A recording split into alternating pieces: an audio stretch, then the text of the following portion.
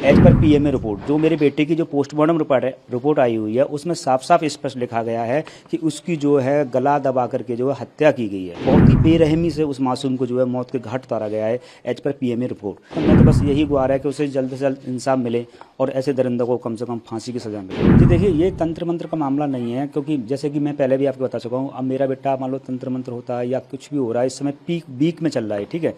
और उसके बाद में जो है अभी वो 4 साल से पढ़ रहा है। अगर तंत्र होता, मंत्र होता तो वो 1 साल से करता, 2 साल करता, 3 साल करता, चौथी साल में जाकर के इस प्लान मतलब अभी क्यों करता? कोई बात होती तो अभी करता है। एज पर पीएमए रिपोर्ट, जो मेरे बेटे की जो पोस्टमार्टम रिपोर्ट आई हुई है, उसमें साफ साफ स्पष्ट लिखा गया है कि उसकी जो है गला दबा करके जो है हत्या की गई है और उसका मुंह भी दबा गया है। तो मतलब बहुत ही बेरहमी से उस मासूम को जो है मौत के घाट उतारा गया है एज पर पीएमए रिपोर्ट। क्योंकि ये रिपोर्ट हम लोग हो सकते हैं बंद, ये रिपोर्ट कहाँ जाएगी भाई? अब उसे इंसाफ की ज़रूरत है। तो मैं तो बस यही गुहार है कि उसे जल्द से जल्द इंसाफ मिले और ऐसे दरिंदों को कम से कम फांसी की सज़ा मिले। पीएम रिपोर्ट में क्या बताया गया? पीएम चोट है और... जी देखिए, पीएम रिपोर्ट में बताया गया है कि उसको जो है गले पे जो है जो निशान पाए गए हैं और उसका गला दबा करके जो है बहुत बेरहमी से उसकी जो है मृत्यु की गई है और उसकी गले की जो है हड्डी टूट गई है। इस तरीके से उसको जो है पकड़ा गया है, इस तरीके से जो है उसकी हत्या की गई है। क्या गुनाह था उस मासूम का जो उसको इस तरीके से, इस दरिंदगी से उसके मौत के घाट उतारा गया है?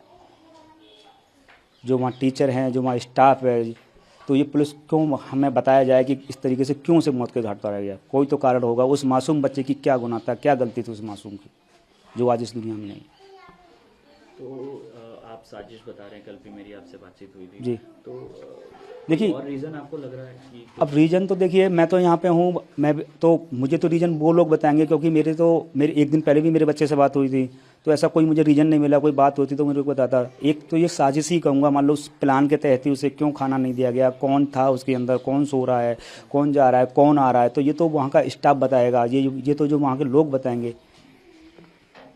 तो उन लोगों ने एक साजिश के तहत ही मतलब जो प्लान किया गया, वो तो लोग हैं ही हैं, इसमें जाने और कितने लोग हैं, कौन लोग हैं, तो ये उन लोगों को जो है। अच्छा, आपकी एफआईआर में पढ़ रहा था, आपने उसमें ये बताया कि जब आपने उसको पकड़ा दिनेश को, तो उसने बोला था कि 4 से 5 लोगों ने। जी हाँ, देखिए, जब वो पकड़ा गया था तो वो जो है उस समय नशे में था, तो उसने यही बताया कि मेरे से गलती हो गई है और ये हम 4-5 लोगों ने, जैसे भी जो मैं पहले ही बता चुका हूँ, वही वाली बात है।